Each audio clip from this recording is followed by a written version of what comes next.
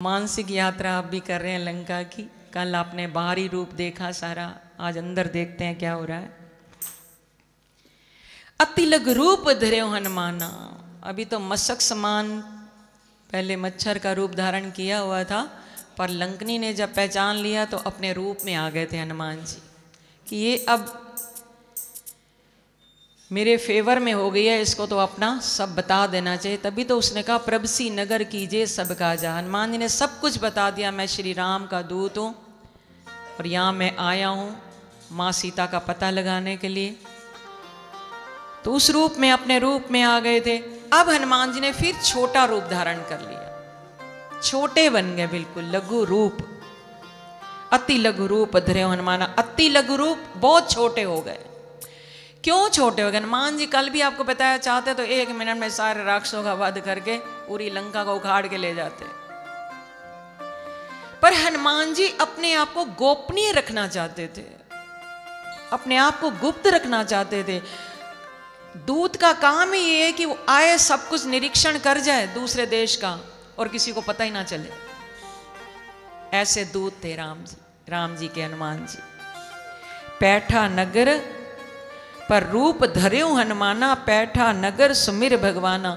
पर अपने हृदय में भगवान का सुमिरन करते हुए जा रहे हैं। राम राम राम राम राम राम राम। मंदिर मंदिर प्रति करी शोधा, देखे जहां तह अगणित जोधा। अब देखो, असुरों की नगरी लंका में सारे मंदिर थे। जो तुलसीदास जी ने लिखा मंदिर मंदिर प्रति करी शोधा,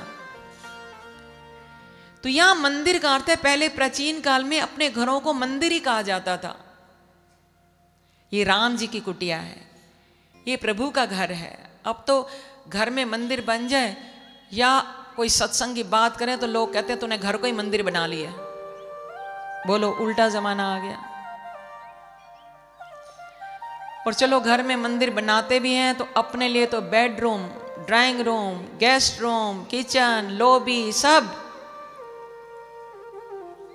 और पहली बात तो भगवान के लिए अलग मंदिर बनाएंगे नहीं। एक अलमीरा में एक आला दे देंगे छोटा सा, नीचे जूते, ऊपर कपड़े, बीच में बैठो भाई। हाँ, नई जगह दी भगवान ने तो चलेगा, पर किसी को समर्थ है, बड़ी कोठियां बन गई तब भी ठाकुर जी के लिए छोटा सा आला। अभी हमने देखा कहीं, तभी आपको बता रहे हैं। छोटे घर में रहते थे, भगवान की कृपा से, पूज्य स्वामी जी की कृपा से बड़ी कोठी मिल गई, और फिर भी ठाकुर जी को छोटी सी जगह पे बिठा रखा है। अरे भाई, 4-4 बेडरूम, 5-5 बेडरूम आप निकाल रहे हो, बाहर चलो आप हमारे साथ।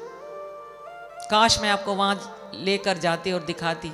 यूएस में, हम कनाडा में गए, उनका एक रूम पूरा मंदिर ही बना हुआ है, और 24 घंटे ओम नमः शिवाय या महामंत्र, ये मृत्युंजय मंत्र, कुछ ना कुछ उनका कंटिन्यू चलता ही रहती है धुन। तो पहले घरों को लोग, प्राचीन काल में घर को मंदिर कहा जाता था। यहाँ मंदिर मंदिर प्रति कर शोधा, या महल को मंदिर कह रहे हैं तुलसीदास जी। एक एक महल का शोध किया, एक एक महल का निरीक्षण किया। हनुमान जी एक एक महल में जाकर देख रहे हैं, मेरी माँ कहाँ है, मेरी मैया कहाँ है। मंदिर मंदिर प्रति करी शोधा, देखे जैते अगणित जोधा। पर जहां देखा अनगिनत रूप से राक्षस बैठे हुए थे, बलवान योद्धा थे, निश्चर थे। सब घूमते हुए, कहीं मां का पता न चला। हे मैया आप कहाँ हैं, मैं कहाँ ढूंढूं आपको। तो ग्यों दसानन मंदिर माई। दसानन यानी 10 मुख वाले रावण के महल की ओर गए। जब रावण के महल को देखा, ग्यों दसानन मंदिर माई, अति विचित्र कई जात सुनाई। देखकर हैरान हो गए रावण का महल, उसके बारे में हनुमान जी कहते हैं मैं कुछ बोल ही नहीं सकता। क्या बोलूं आपको, इतना वैभव, ऐसा आलीशान महल राजा इसका, रावण का, दशानन का। 10 शीश थे ना, इसलिए एक रावण का नाम है दशानन। तो उसका जब महल देखा तो हनुमान जी बहुत हैरान रह गए। सुंदर सुंदर नारियां, सुंदर सुंदर, बहुत वैभव, आलीशान महल, समझ गया ये तो रावण का महल है। सैन किए देखा कपिते ही, मंदिर मऊ न दीखी बेदेई। रावण को भी शयन करते हुए भी देखा हनुमान जी ने, पर समझ गए यहां तो मेरी मैया नहीं है। मेरी मां ऐसे आभूषण गहने पहनकर सज धज कर रावण के महल में रहने वाली नहीं है। मंदिर मऊ न दीखी बेदेई, उस दशानन के मंदिर में भी, उस दशानन के महल में भी जानकी जी का बेदेई कहते हैं। राजा जनक को गीता में, देखो गीता तो आ ही जाती है हमारे अंदर, क्योंकि हमारे अंदर ही बसी है। जन का दिया, भगवान ने गीता में राजा जनक का एग्जाम्पल देकर कहा वो विदेही हैं, यानी देह से उनकी आसक्ति नहीं है, इसलिए उनको वेदेह का, वेदेह की पुत्री होने से जानकी जी का एक नाम पड़ा वेदेही। तो रावण के महल में भी वेदेही को नहीं देखा, यहां तो नहीं हो सकती मेरी मां। थोड़ा सा निराश हो गए हनुमान जी, मन भर आया। आगे मत आइए, रोज आपको कहा जाता है पीछे से प्रणाम करके उधर चलिए, इस चेयर को थोड़ा और आगे कर दें सेंटर में। रोज कहा जाता है, पता नहीं नए भक्त हैं क्या ये, फिर भी माता आ रही है, देखो आगे।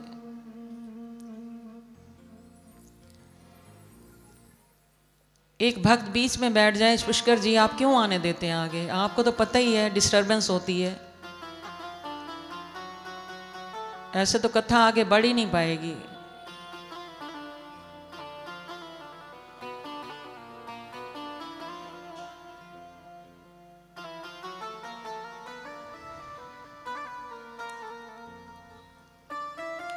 हनुमान जी थोड़ा सा निराश हो गए। मैंने लंका का एक एक घर छान मारा, रावण का महल भी देख लिया, पर फिर भी मुझे कहीं जानकी जी का दर्शन नहीं हुआ, मेरी मां का दर्शन नहीं हुआ। मुझे क्या करूं मैं, कहां जाऊं, कैसे ढूंढूं अपनी मां को। अरे पाठ करते हो थोड़ा भाव से सुनो और भाव से श्रवण करो, हृदय के उद्गार तभी बाहर निकलेंगे। भगवान की कथा सुनकर नेत्र ना सजल हो तो वो कोई नेत्र है। एक जगह बड़ा अच्छा तुलसीदास जी ने एक दोहा लिखा, बोले बात याद आ जाती है, बीच में सुना रहे हैं आपको। हिये फाटों फूटों नयन, जरी सो तन के काम, द्रमे श्रमे पुल कई नहीं, तुलसी सुमिरत राम। तुलसीदास जी कहते हैं कि राम का सुमिरन करते हुए जिसका हृदय पिघल ना जाए तो उस हृदय को ही फोड़ देना चाहिए। दर्द भरी राम की कथा सुने और आपका हृदय ना पिघले तो वो हृदय नहीं, हृदय पत्थर है, वो उस हृदय को फोड़ दो। और प्रभु का गुणगान करते हुए, भगवान का सुमिरन करते नेत्र सजल ना हो, आंखों से अगर प्रेम के अश्रु ना बहे तो फटू कहते हैं उन आंखों को फोड़ दो। द्रवई श्रमई पुलकई थी, अगर वो शरीर हमारा पुलकित नहीं होता, रोमांच खड़े ना हो भगवान की कथा सुनकर, तो क्या सुना तुमने। ऐसे खाली बैठना तो घर में भी बैठ जाओ, पूरा मन लगाकर। हमें पूज्य स्वामी जी ने यही सिखाया, कथा करो तो खुद भी भावुक हो और भक्त सुनकर भी रो पड़े, वो कथा है। और भगवान की कथा सुनकर अगर एक भी अश्रु नेत्रों से बह गया तो जन्म जन्मांतर के पाप धुल जाते हैं, जीव पावन हो जाता है। आज हनुमान जी तड़प रहे हैं कि मुझे मां का दर्शन कब होगा, सीता जी को कहां ढूंढूं, कैसे अपने प्रभु को जाकर संदेश सुनाऊं। एक एक महल में ढूंढा, एक एक महल में, लंका का एक एक कोना छान मारा, पर मां का कुछ पता ना लगा।